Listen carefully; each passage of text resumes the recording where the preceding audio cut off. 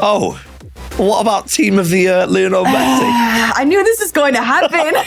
The final is interesting, right? Because at halftime, the score was 1-0 and the final score was 6-0. And so something clicked. He just went on an absolute rampage at that.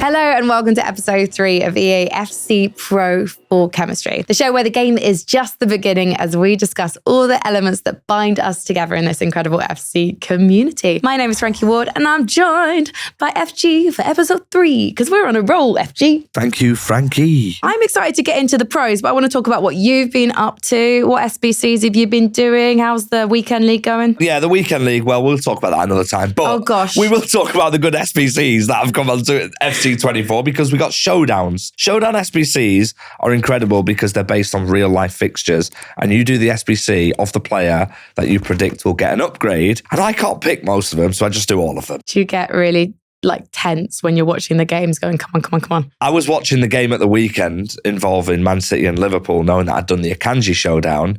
And my thought at full time was, my Akanji's only going to get +1 because it was a draw. So, I mean, well done here. We've also had Fantasy FC as well. Another live promo. We saw Timo Werner score at the weekend, which every single person in the FC community was happy about because he will get an upgrade as well from that. So, yeah, I mean, live items are so fun. We have got a packed show today because we've got to talk all about the eMLS Cup FG. I can't wait to discuss some of the insane goals from the final. The insane goals, the insane shocks. There was so much that went on. Yeah, favourites went down before even the finals. Honestly, if you're a fan of the eMLS Cup, make sure you tune into this episode. We've also got a special guest waiting in the wings. We do. Should we actually get to her, FG? Hello, howdy, I should say, because you're in Texas. Kacee, thank you for joining us so early in the morning. It's like 8 a.m. where you are? It is currently 8 a.m. and the clock's just changed. And so we are only 5 hours difference from you guys right now. She's also got a brand new background. Once again, I think you're the only person who changes your background every single time you put a camera on. Yes, this is currently a hotel background in Austin, Texas. But I'll eventually be back at my setup. But yeah, currently in a hotel. You're so jet set. I love it. Tell us how you're enjoying South by Southwest, because that's where the eMLS Cup was. Probably the coolest location on the FC Pro circuit. Honestly, being in Austin is so much fun, especially because I'm coming from Chicago as well. So the weather's been beautiful. The people are so much fun and they're very much invested in this event that took place over the weekend. So yeah, eMLS Cup happened the last 3 years in Austin. So we've had a lot of fun the past 3 years, and especially this year because, man, the gameplay was so much fun. I know we'll get all into that, but yeah, South by Southwest has been a blast so far. They do say keep Austin weird. Have you seen anything weird? So I went to the Austin FC game against St. Louis, and I will say... that was weird. I was just about to say, was that the weird bit? So, you compare the supporter section, and they're just, they have a different vibe. They have trombones and trumpets with LEDs and it's really, really fun, but it is a bit weird and it's just different from anything that I've ever seen before, but it was so much fun. Austin FC has a barmy army. That's exactly what it sounded like, didn't it? What was the atmosphere like? Well, they sell out every game, first of all. So it's 20,000 people in the stadium, but their supporter section, they're all standing. They literally throw bottles of water in the air every 20 minutes. It's crazy. You guys have to experience it at some point. I have to book my ticket clearly to an Austin FC match. The FC Pro Leagues are officially underway and our first grand finals has concluded. Jafonzo took home the eMLS Cup last weekend and what a performance. I mean, we will get to the finals, but it was a masterclass. I can't wait to see him in the World Championships, FG. Yeah, what an event anyway. It did not disappoint. Obviously, Kacee, you were lucky enough to be there and experience it, but from an outsider's point of view, there were shocks, there were great goals, there was skill, there was pretty much everything you want from esports. And there were trombones. And now Kacee's explained why, because that's an Austin FC thing. Yes, exactly. You were our eyes and ears on the ground this weekend. So Kacee, give us some insight. What was it like? The way that the format works a little bit is on Friday, we had the last chance qualifier. So there were 6 guys already qualified for the championship Sunday, but the rest of the people were battling it out in the last chance qualifier, which then by the end of that day, by the end of Friday, we had the last 6. So that means that 12 people were competing on Sunday. And honestly, there were some big upsets that I was not anticipating, even in the last chance qualifier. We didn't see Diddy Chris Lido in Championship Sunday. And so that was a big surprise for me. But even Sunday, there were some massive, massive upsets. We saw Lamps go down in the quarterfinal. Paulo Neto go down as well. And so I really, really did enjoy it. And that final was super entertaining as well. But no, Jafonzo absolutely smashed the entire weekend. And the fact that he won that final 6-0 as well, insane. Absolutely insane. Let's speak about insane, actually, shall we, Frankie? And maybe not so insane. Your predictions, Kacee. You made a few predictions on the broadcast. How did they go for you? I predicted 2 matches. I predicted Paulo Neto versus K1 John. And like, the average person would never predict against a previous champion. Paulo Neto has won 4 previous trophies with eMLS. So like, I wasn't going to go against him. Unfortunately, K1 John did come out the victor there. We also had Diogo versus NR7. And previously in LS2, Diogo won 3-2. So I wasn't going to go against a previous result as well. And so I was wrong. And I admit it. And I'm not proud of it. But I will say, I did my own predictions for all the previous rounds, and I got every single match right. You're only as good as your last rounds. And the only one that I was on broadcast. So it is what it is. Yeah. Did you get more predictions right than Mike LaBelle? That's all I want to know. Not on broadcast, but on the side, yes. That's what Does matters. it even count if it wasn't on broadcast? Yes, Probably it does not. count. No, you can't say that. It totally counts. No, because Mike was literally at that desk the entire weekend. Yeah, doing Mike his knows thing. his stuff, though. Mike knows. So does Kacee. Kacee does, but she got it wrong twice. And you know what? I love to laugh at you for it, but I would have predicted exactly the same as Kacee, by the way. Yeah. Yeah, K1 John's just a mental. We'll come to that in a bit, right? We will, because we've got to talk about the draft restrictions that were in place. When I saw these, I thought that maybe the eMLS Cup draft restrictions were quite light, or quite generous, shall we say. But FG, you totally disagree with me. Why are you nodding, Kacee? Tell us what they are. I completely disagree, right? 4 active MLS players on the field, okay, at the start, which is tough in itself. Obviously, you've got Messi. Everyone uses Team of the Year Messi. 1 shade, 2, they're free. But listen, then you have the minimum 1 MLS icon or hero, which is all right. Free. Yeah, it's not bad. And then you get a 13 million coin budget. If you've got a goalkeeper, like a lot of the pros in their drafts use the goalkeeper, right? And you're trying to tell me it's easy to use. Is he like 84, 83 rated Colonel? You think that's easy in competitive esports to use that? No. I mean, big respect to the MLS, but the depth is a lot better in other leagues. Like if you look at the E-Prem coming up and you look at even the CONMEBOL, there's a lot of better players you can use. I'm not convinced. I expect my team to be high rated when I use it so I can win. That's how I'd probably always beat Kacee, but she keeps ducking from me. Kacee, these restrictions are not easy, are they? I mean, I'll be honest. I don't think that they're that difficult because you can work with a lot of different options. Plus, you have Team of the Year Messi, which is not that bad. They're honestly decent MLS options here. Plus, you can still use Haaland, Ginola, Henry. So there's a lot of options. I know, but when you're looking at the current FC24 market and you're looking at the high-end players, the market's quite substantially, like the price of some of these items, 13 million, it doesn't really touch the sides for me. I want like massive budgets. But do you think that's why we saw quite a lot of drafts with future stars items? Because they've not gone up in value like exponentially yet. Yeah, but they're also very, very good items. Like very usable. Like, so we saw Bisek, the Inter Milan centre-back, being used a lot, and he was used because of his pace, his power, and they're actually really, really good alternatives. So how did most players approach the restrictions? We saw that Jafonzo was playing with Van der Sar in goal and was playing incredibly well as well. The movement was incredible. Van der Sar is that guy on FC24. He is my go-to keeper. Kacee, I see you smiling. Do you like Van der Sar? Well, it's interesting because I was actually talking to Jafonzo about this. He was very proud of this Van der Sar pick because the majority of the eMLS players chose Coronel. And when you're attacking with Haaland, Ginola, Henry against a Coronel versus a Van der Sar, I mean, there's going to be a difference. And at the end of the day, he won the whole thing. So choosing Van der Sar over Coronel might have been the difference maker, you know? Yeah, a lot of players did use Coronel. I mean, personally, I wouldn't do that. Who would I feel use? like I overanalyze. I don't know if the people listening or watching this podcast can relate, but I overanalyze my goalkeeper. If my goalkeeper doesn't catch the ball, there's an issue. I need a goalkeeper who's very, very good. And using an MLS goalkeeper like low rated like that, in a competitive, it makes me a little bit nervous. Goalkeepers aside, Kacee, who would you have had in your draft? Ooh, that's so Haaland is a no-brainer. I think that he needs to be in there, especially because the way in which the game is currently being played, there's a lot of aerial situations. There's a lot of scoring off of corners. So I think that he's a must. In terms of the previous MLS player, I'd probably go Henry. I know that there was a little bit of variety there, but I think the majority of them chose Henry, which I like that option. You know what, though? I will give another shout out to Jafonzo's team. He's one of the only players that had Cole Palmer, and I love that. I think that I would have him on mine as well. And then probably Mbappe and Messi, definitely. And Evander as well. He's an MLS player that a lot of players chose as well. So I think those are probably the banker options for who I choose. I'm with you, you know. I mean, I would probably, obviously, I would pick a proper goalkeeper. I wouldn't use Colonel. But I mean, times have changed in FC now, because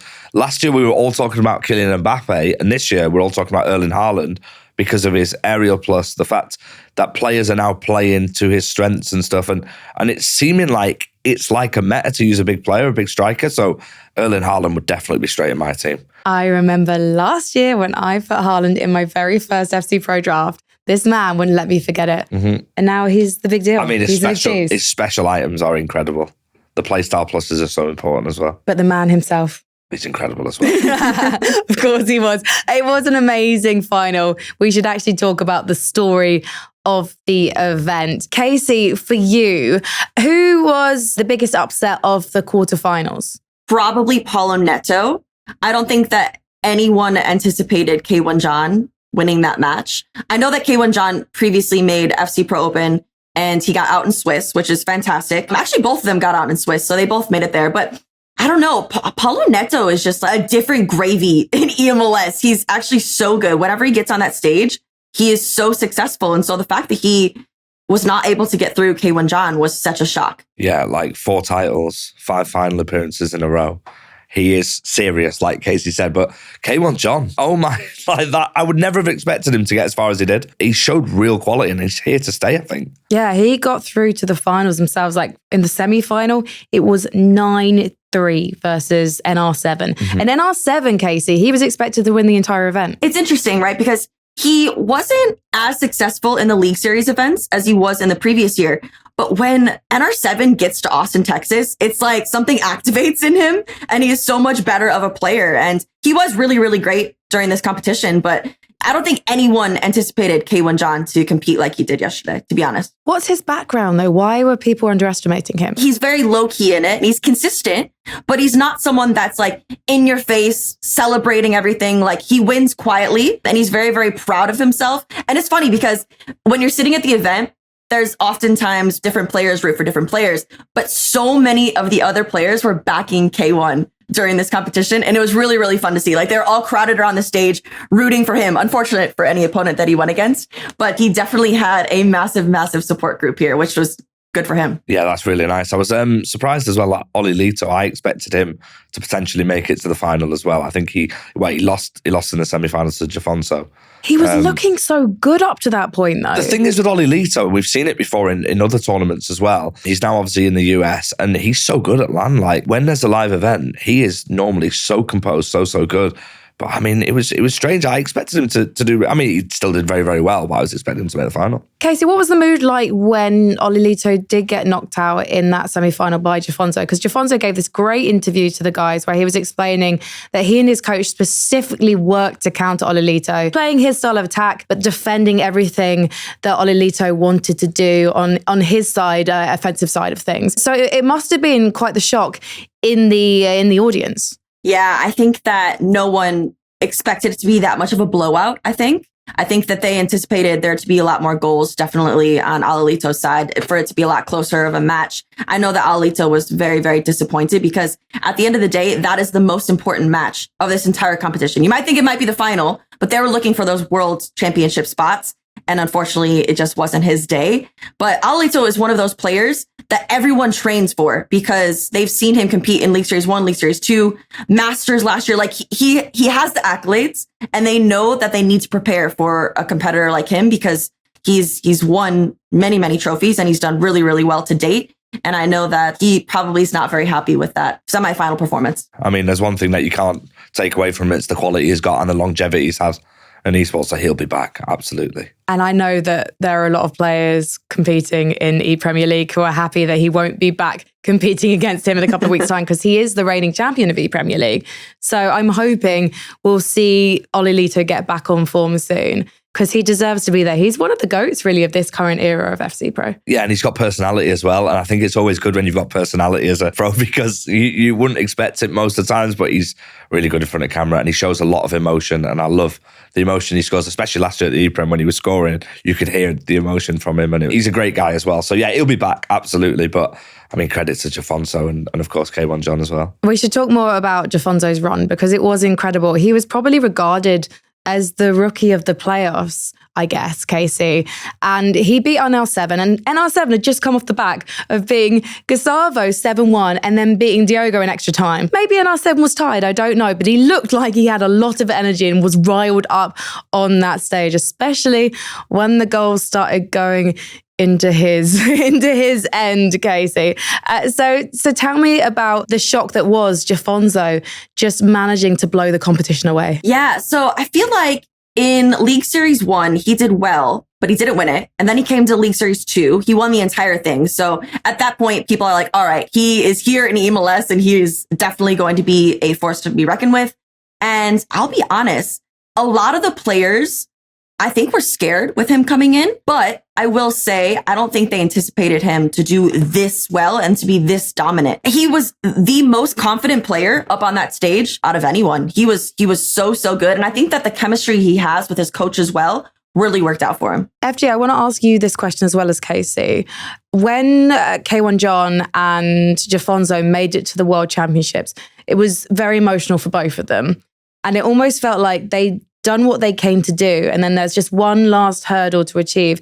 Do you think the pressure was almost off Jafonso then? Yeah, he played freely. Like, we saw him in the final and he was the only person to get a clean sheet in the whole tournament. I don't know if that, like you said, K1 John had sort of potentially not even exceeded his own expectations. When you get that place and you're in the final and you know how, like, that is massive. Like Kacee said, like, the semi-final is the most important game of the tournament, because if you're there, you're one game away from reaching that, and that prolongs, you know, the FC Pro World Championships, like that is massive for anybody involved in esports, and the names that are already in there are absolutely crazy. We'll come to that soon. But I wouldn't take anything away from what Jafonso did in the final, because that's as dominant as a display as you'll see in esports, let alone a final. But to win 6-0, to get a clean sheet, the first clean sheet, the only clean sheet of the tournament, it's incredible. Kacee, do you think Jafonso enjoyed himself in that final? I think so. But the final is interesting, right? Because at halftime, the score was 1-0 and the final score was 6-0.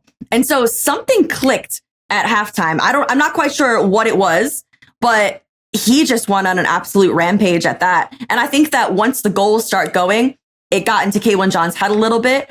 But whatever halftime talk he had between him and his coach at halftime, man, I mean, that is $1 million halftime talk, I think. So tell us about the second half then, when the goals started going in, because as you say, it was 1-0. Basically, the two of these players were defending so successfully. It was just end to end for that first half. And then the second half, it seems like maybe something had changed up in the defensive behaviors, I guess, of K1 John's team, because every single time he lost the ball, his end was just clear and it was just free for Jafonso to take some ridiculous shots. Yeah, potentially put the press on. I don't know. I mean, but when you're in a position where you're losing the game, you have to score a goal. So, you have to take them risks. It didn't work out for him, but oh my gosh, Jafonso took advantage, and some of the goals.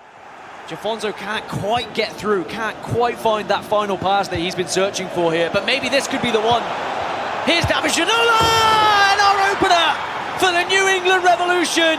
It's Jafonso taking a goal lead in the grand final. At this point, you're so far away from winning.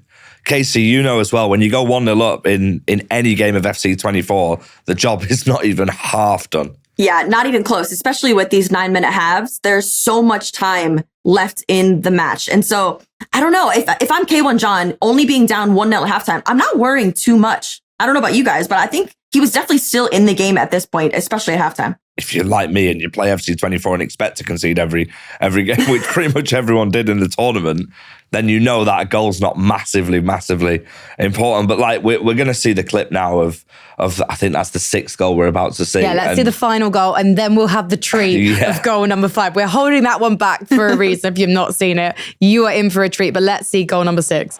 6 here to really put the icing on the cake as Erling Haaland's through. And it is going to be absolute magic.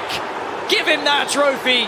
An unbelievable player here today. It's just so composed.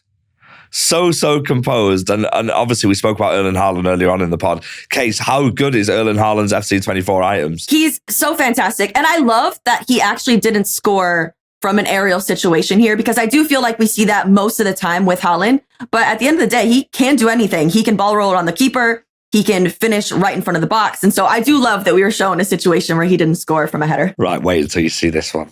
Oh my gosh, this 5th goal is absolutely, it's box office. This is what you love to see in esports. By winning the semi-final and getting to this final, so it's not all doom and gloom, but it could be 5 here. Oh, and he's putting on a show for us as well.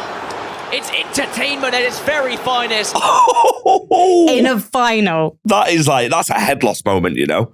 If you can see that goal, that's my head's gone. Interesting though, Jafonso's quite quiet. They called him humble on the desk during the broadcast. And yet he does these sneaky little things when he's actually on the pitch. He does all the talking with his players' feet, because that flare shot was absolutely ridiculous. It's nice sometimes when you're in a winning position on the game to be able to express yourself. Problem is, I'm never in that position where I'm confident enough to do that. Kacee, I know you're not either, so I don't know how you're like, but like, what a goal. That is what you love to see in esports. That is lovely. I'm calling out anyone else to try and top that, because we've got loads more events coming up, but wow. Both finalists have qualified for the FC Pro World Championships, joining Emre Yilmaz, Levi David, FH Zin and Vergang. So the tournament is shaping up nicely. I want to see Jafonso try that against Anders Vergang. Oh my gosh, yeah. I mean, well, if he's 4-0 up against Anders, fair play to him, try what you want, because Anders rarely goes 4-0 down. That's true. But I want to see it anyway, Kacee. Right, so Kacee, recently you had a chat with Toe St. Ricketts, the MLS player who made history by becoming the first pro footballer to play in the eMLS. We covered it a little bit last episode, but I wanted to ask you a question. If you could pick any pro footballer from any point in time to compete in the FC Pro Leagues, who would you pick and why? I think that the best actual footballer is probably Diogo Jota.